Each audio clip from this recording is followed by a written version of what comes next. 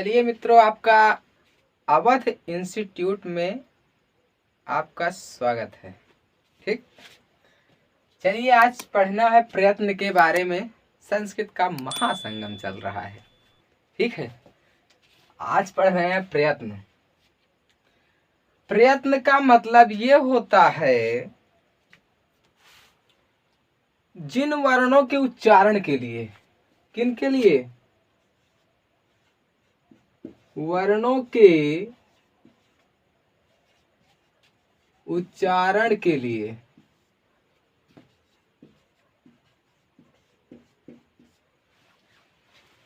वर्णों के उच्चारण के लिए ठीक, हमें जिस प्रकार का प्रयत्न करना पड़ता है, किसी ना किसी प्रकार से हमें प्रयत्न करना पड़ता है, वही क्या है, प्रयत्न कहलाता है। मान लीजिए हमें का को बोलने की चेष्टा करना है, ये लिखा हुआ है। हम किस प्रकार से बोलेंगे, इसके प्रति कुछ ना कुछ प्रयास करेंगे कि अगर ये का लिखा हुआ है तो हमें इसको बोलने के लिए किस प्रकार की चेष्टा करनी पड़ेगी। हम अपने मुख का प्रयोग करना पड़ेगा, जिह्वा का प्रयोग करना पड़ेगा, होठों का प्रयोग करना पड़ेगा। ठीक, तभी तो हम का को बोल पाएंगे। ठीक, तभी तो हम का को बोल पाएंगे भाई। तो इस प्रकार से आपको समझिए, कहने का मतलब वर्णों का उच्चारण करने के लिए हमें किसी न किसी प्रकार का यत्न करना पड़ता है या चेष्टा करनी पड़ती है। उसी को क्या बोला जाता है, उसी को बोला जाता है प्रयत्न। मान लीजिए अगर ये लिखा हुआ है, इसमें क्या पढ़ेंगे, ये कोई न वर्ण लिखा हुआ है। ठीक, ये एक प्रकार का वर्ण लिखा है।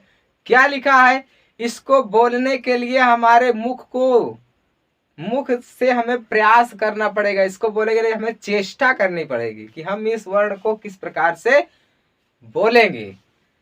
तो ये लिखा हुआ है टा को बोलने के लिए हमें मुख के अंदर जीवा का प्रयोग करना पड़ा, दांतों का प्रयोग करना पड़ा। ठीक, मुख का प्रयोग करना पड़ा, होठों का भी प्रयोग करना पड़ा। करने का मतलब मुख के द्वारा जो वर्ण बोला जाए और जिससे चेष्टा की जाए, वर्ण को बोलने के लिए या उच्चारण करने के लिए उसकी चेष्टा की जाए। ठीक, उसी को क्या बोलते हैं, प्रयत्न बोलते हैं। बिना प्रयत्न के कुछ नहीं होगा। ये मान लीजिए हमारे पास क्या है, ये है मार्कर। इसको चलाने के लिए हमें क्या करना पड़ेगा, हाथों को इस ब्लैक बोर्ड, व्हाइट बोर्ड पर चलाना पड़ेगा। चलाने की इसकी चेष्टा करनी पड़ेगी हमें, तभी तो ये लिखेगा। इसी को क्या बोलते हैं, प्रयत्न बोलते हैं। इससे हम लिखेंगे तो हमारे हाथों को इसकी मतलब हमारे हाथों को प्रयास करना पड़ेगा कि भाई चलिए इससे लिखना है। तो हाथ क्या कर रहा है, चेष्टा कर रहा है वर्ण को लिखने के लिए। ठीक, तो कहने का मतलब ये है वर्णों के उच्चारण करने के लिए जिस प्रकार की हमें चेष्टा करनी पड़ती है या प्रयास करना पड़ता है, उसे ही क्या बोला जाता है, प्रयत्न बोला जाता है। अब प्रयत्न के बारे में पढ़ रहे हैं भाई, अब एक ही तो प्रयत्न होगा नहीं। प्रयत्न तो कई प्रकार के हो सकते हैं। बाह्य प्रयत्न होता है और आंतरिक परिवर्तन होता है। ठीक, तो प्रयत्न कितने प्रकार के होते हैं, प्रयत्न दो प्रकार के होते हैं। कितने प्रकार के, दो प्रकार के। पहला होता है अभ्यांतर प्रयत्न,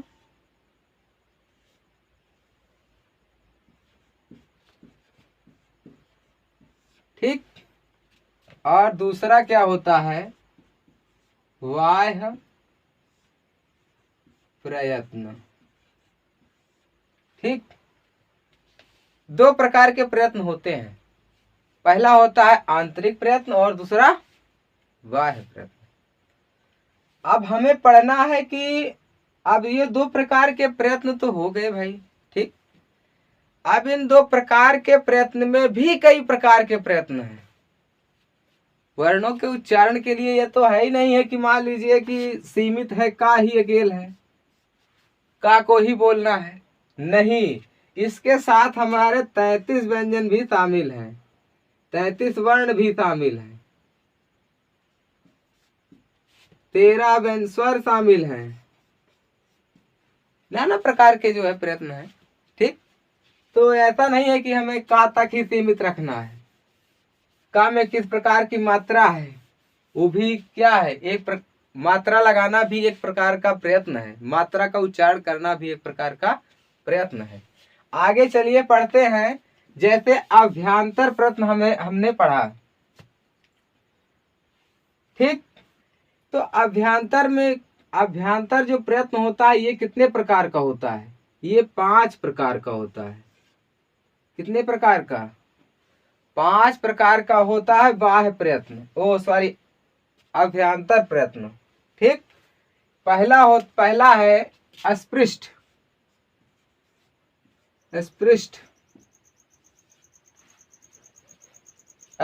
प्रयत्न। ठीक, दूसरा है ईषद स्पृष्ट। ठीक, तीसरा है विवृत। ठीक, और चौथा है ईषद।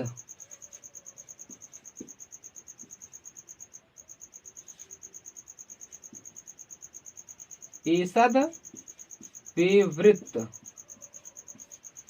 ठीक, और चौथा है संवृत्त। ये 5 प्रकार के जो है प्रयत्न हमें बताए गए हैं। ठीक है, अब इन 5 प्रकार के प्रयत्नों के बारे में हमें पढ़ना है। ठीक, अब अभ्यांतर प्रयत्न के अंतर्गत कितने प्रकार के जो है आए प्रयत्न? 5 प्रकार के प्रयत्न आए। अब इन्हीं 5 प्रकार के जो प्रयत्न हैं हम इन्हीं के बारे में थोड़ा चर्चा कर लेते हैं। जैसे कि ये पहला वाला है। अब पहले वाले के बारे में चर्चा कर रहे हैं। पहला क्या है? स्पृष्ट है।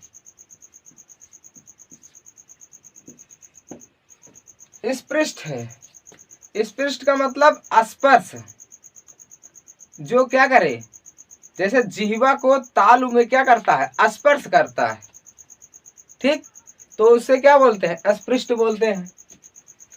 इसका तात्पर्य एक प्रकार का, इसमें एक सूत्र है, इसको पढ़ लीजिएगा। कादयो मावसाना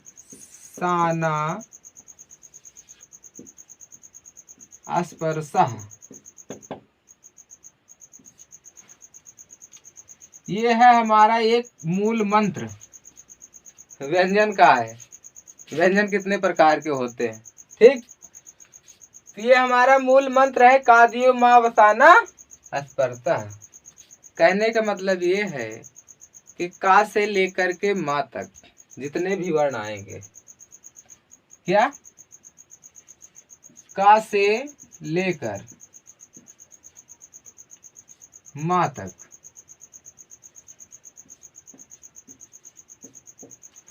जितने भी वर्ण आएंगे वो क्या होंगे? अस्पृष्ट होंगे, अस्पृष्ट प्रयत्न होंगे। जैसे आ गया का, आ गया घा, आ गया चा, आ गया टा, हो गया ना, हो गया। इस प्रकार के जो वर्ण हमें दिखाई दे रहे हैं ये क्या बोलते हैं? अस्पृष्ट है, स्पृष्ट। तो क्या इसका उच्चारण क्या होगा? जैसे का को बोलना है का। ठीक, अंदर से बाहर की ओर जो हवा निकल रही है, मुख क्या हो रहा है? बंद हुआ, मुख खुल रहा है।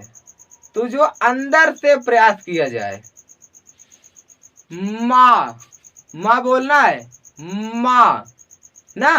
तो ये गले से जो आवाज निकल रही है बाहर की ओर, तो ये क्या कर रही है, हमारे गले को स्पर्श करते हुए, ताल को छूते हुए बाहर निकल रही है जो हवा, जो आवाज, वही क्या है, स्पृष्ट है। अब जैसे बोल दिया जाए टा, ये है टा। टा क्या है, अंदर से बाहर की ओर जो आवाज निकल रही है, ठीक। तो ये क्या हो जाएंगे, स्पृष्ट के अंतर्गत आएंगे। इसीलिए मैं बता रहा हूं, का से लेकर के माँ तक के जितने भी वर्ण आएंगे वो स्पृष्ट के अंतर्गत आते हैं, ठीक है। तो ये हुआ हमारा स्पृष्ट, स्पृष्ट जो है प्रयत्न, ठीक। अब आता है, इसके बारे में हमने चर्चा कर लिया। इस सूत्र को याद रखना है, का दियो माँ वसाना स्पर्शार्थात, का से लेकर के माँ तक के जितने भी वर्ण आएंगे वो स्पृष्ट के अंतर्गत रहेंगे। चलिए अब आगे अगला जो प्रयत्न है, ईसद स्पृष्ट के बारे में चर्चा करते हैं। अब इसको थोड़ा मिटा देते हैं, ठीक। अब इसको ध्यान में रखना, क्योंकि कुछ कुछ सूत्र ऐसे होते हैं जिनको याद रखने से हमें बहुत फायदा होता है। फायदा यही है कि हमें सिर्फ इतना याद करना है, का दयो मावसाना स्पर्शा। कहने का तात्पर्य इस सूत्र का ये है कि का से लेकर मां तक जितने भी वर्ण आएंगे वो स्पृष्ट प्रयत्न के अंतर्गत आएंगे। अब आता है ईसद। अब इसके आगे लगा दे रहे हैं भाई ईसद। ईसद स्पृष्ट के बारे में चर्चा करना है। इसका कहने का मतलब ये है, हमने अभी प्रत्याहार में पढ़ा था यण प्रत्याहार। क्या पढ़ा था, यण प्रत्याहार, ठीक। यण प्रत्याहार के अंतर्गत कौन कौन से वर्ण आते हैं इसको ध्यान में रखना। इसमें आता है, यण प्रत्याहार के अंतर्गत क्या आएगा, या व राला, ये चार, या व रा ला, ये चार प्रकार के वर्ण हमें मिले हुए हैं। अब इन्हीं चार प्रकार के वर्ण पर हमें बताना है। अगर कहीं भी सवाल के अंतर्गत अगर दे दिया जाए, जैसे मान लीजिए हमें दे दिया गया पहला, दूसरा, तीसरा, चौथा, चार ऑप्शन दे दिया गया। एक में दे दिया गया ये, इसमें दे दिया ये, टा दे दिया गया, इसमें अंगा दे दिया गया, इसमें चा दे दिया गया। अब ये चार प्रकार के वर्ण है, पूछ लेता है इसमें से ईसद स्पृष्ट कौन सा वर्ण है। तो आपको बता देना है कि सीधा सीधा याद आना चाहिए, का से लेकर के मा तक जितने वर्ण आएंगे वो स्पृष्ट के अंतर्गत आते हैं। तो ये क्या है, स्पृष्ट है, ये भी स्पृष्ट है, ये भी स्पृष्ट है। तो ये सब गलत है। सही कौन सा है, ये वाला, या वाला ऑप्शन क्या होगा, सही होगा, क्योंकि यह ईसद स्पृष्ट के अंतर्गत आता है। तो ये हुआ हमारा ईसद स्पृष्ट जो है। अब कभी कभी सवाल में पूछ लेता है कि इनमें अगर जैसे मान लीजिए हम ऑप्शन चेंज कर दे रहे हैं, आपसे पूछ रहे हैं आप बताना, ठीक है। जैसे मान लीजिए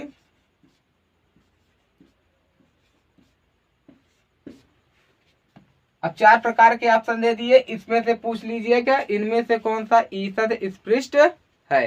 तो आप कौन सा बताएंगे, का से लेकर मा तक के जितने वर्ण आते हैं वो नहीं है। तो ये ना है, ये भी है, चा है, ये भी है, टा है, ये भी है, तो ये नहीं है।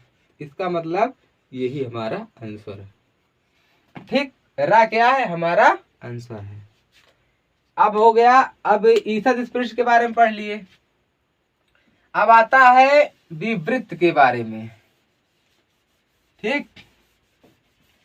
अब विवृत्त के बारे में चर्चा करेंगे।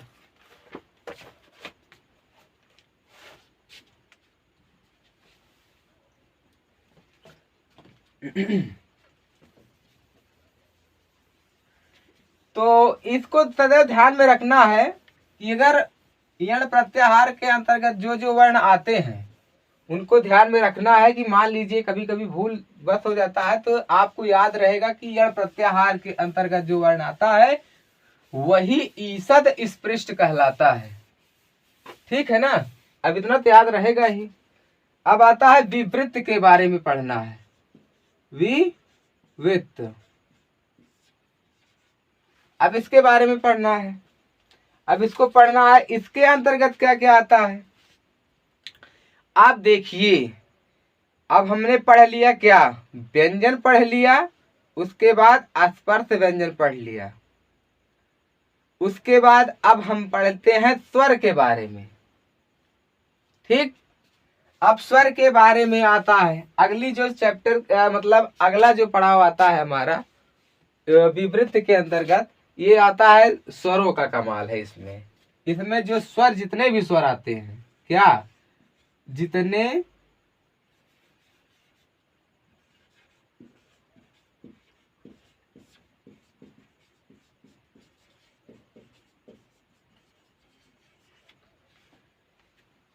जितने भी स्वर इसमें आएंगे, याद रखना भाई, नहीं भूल जा, कभी कभी भूल जाते हैं लोग, तो भूलने वाली बात नहीं है। इसको, इस बोर्ड को जो मैं बता रहा हूं इसको घूर घूर कर देखिए, अच्छी तरह से देखिए, तभी आपको समझ में आएगा। तो आपको रटना नहीं है, सिर्फ आपको समझना है। एक बार इसको खूब अच्छी तरह से देखो कि ये लिखा क्या है। मान लीजिए जैसे हमारी क्लास समाप्त हो रही है, आप आंखें बंद करके सोचिए कि हमने क्या क्या अभी पढ़ा। ठीक, कौन सा वर्ण कहाँ लिखा था और क्या लिखा था। ठीक है, इसको ध्यान से समझना और उसके बाद एक बार फिर से वीडियो को देखना, हमारे क्लास को हमारी फिर देखना। उसके बाद फिर को अगर भूल जाओ तो फिर हमें बताना, कभी नहीं भूलोगे।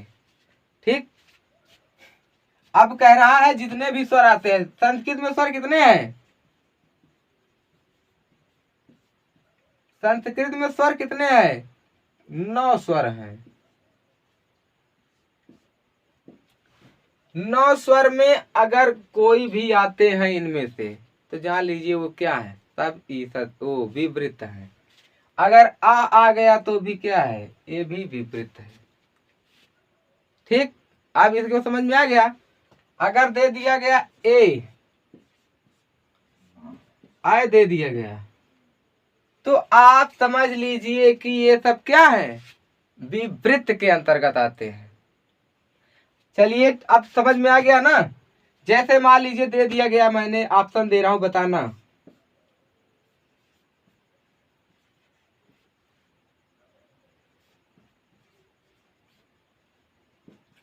ये पहला ऑप्शन, दूसरा ऑप्शन, तीसरा ऑप्शन और चौथा ऑप्शन। आप बताइए क्या हो सकता है। तो बाबू साहब हमने आपको बता दिया, क्या बता दिया कि जितने भी स्वर आएंगे वो विवृत्त के अंतर्गत आएंगे। तो विवृत्त के अंतर्गत आएंगे तो क्या हुआ, तुरंत मार दीजिए चौथा ऑप्शन, यही वाला सर सही है, लगा दीजिए खटाक से, चिपका दीजिए अपनी कलम को इसी ऑप्शन पर चिपका दीजिए, यही होगा हमारा आंसर। ठीक, अब चलिए अगला जो है पढ़ते हैं। अगला क्या है, ईसद है, ईसद विवृत्त है।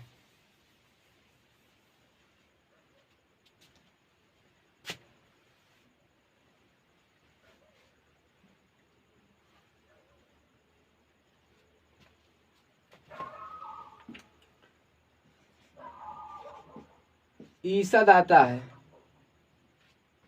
ईसद विपरीत आता है। ठीक, अब समझिएगा।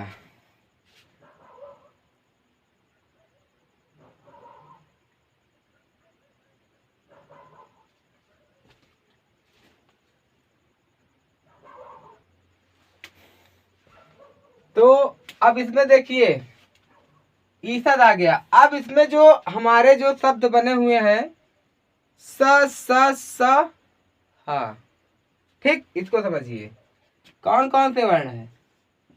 सा है, सा है, सा है और हा है। ये 4 प्रकार के वर्ण हैं। यही जो 4 वर्ण आ रहे हैं शब्द में, यही हमारे क्या है? ईसद विवृत है। ठीक है।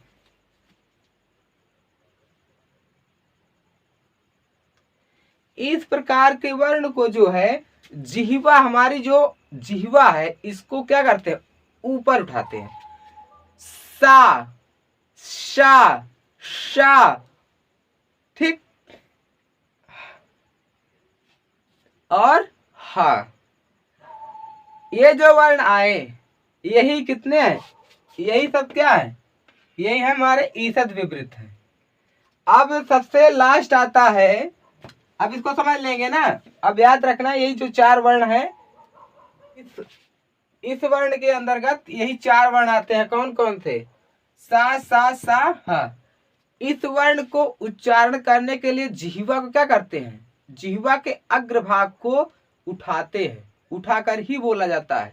जैसे सा, ठीक, तो आवाजें क्या हो रही हैं? घर्षण करके निकल रही हैं। हवा जो हो रही है, हमारी हवा निकलती है अंदर से बाहर की ओर, तो वो घर्षण करती हुई बाहर आती है। तो ये क्या हो जाएगा? ईसद विपरीत। अब अंतिम आता है, सबसे अंतिम वाला जो वर्ण आता है उसके बारे में आप समझिए। संवृत्त आता है। क्या है? संवृत्त। अंतिम जो आता है संवृत्त आता है। इसका कहने का मतलब ये है, इसके अंतर्गत जो वर्ण आता है वो आ हो गया, ऊ हो गया, री हो गया, ए हो गया, आय हो गया, ओ हो गया, आ हो गया। कहने का मतलब ये कि जिन स्वर को बोलने के लिए, अर्थात इसमें स्वर ही आता है। समृद्ध के अंतर्गत भी स्वर आते हैं। क्या आते हैं? स्वर आते हैं।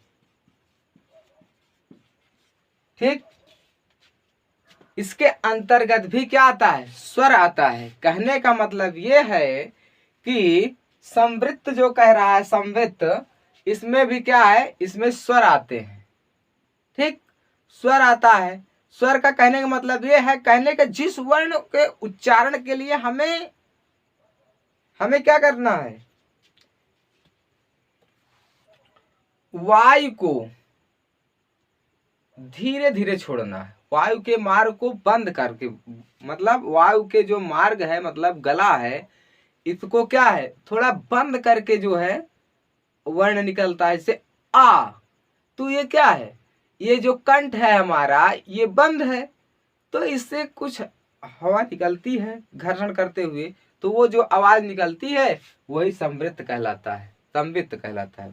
ठीक, तो जैसे ई बोलना है तो क्या बोलेंगे? ई, ऊ, ठीक, ऐसे ही बोला जाता है। ए ना, वायु के मार्ग को बंद होता है, अल्प बंद होता है, उसी से जो वर्ण निकलता है वही संवृत्त कहलाता है। ठीक है, तो ये प्रकार के हुए। अब चलिए थोड़ा चर्चा कर लेते हैं बाह्य प्रयत्न के बारे में। ठीक है, अब जो चर्चा करेंगे अगला, अब इसको जो है आप रिवीजन करिएगा और इसको समझिएगा। ठीक है, अब जो हम बताएंगे, अब बाह्य प्रयत्न बताएंगे। क्या? बाह्य प्रयत्न। अब ये जो पढ़ा दिया हमने अभ्यंतर प्रयत्न, अब इसके बारे में आप लोग जो है प्रैक्टिस करिएगा। ठीक है, प्रैक्टिस करिएगा। इसको जो है 2, 3, 4 बार पढ़िएगा। पढ़ने से क्या होगा? आपके दिमाग में अस्थायी रूप से सेव हो जाएगा। आपकी मेमोरी बहुत बड़ी है। ठीक है, तो इसको किसी भी कोने में जो है सेव कर लीजिएगा। ठीक है ना?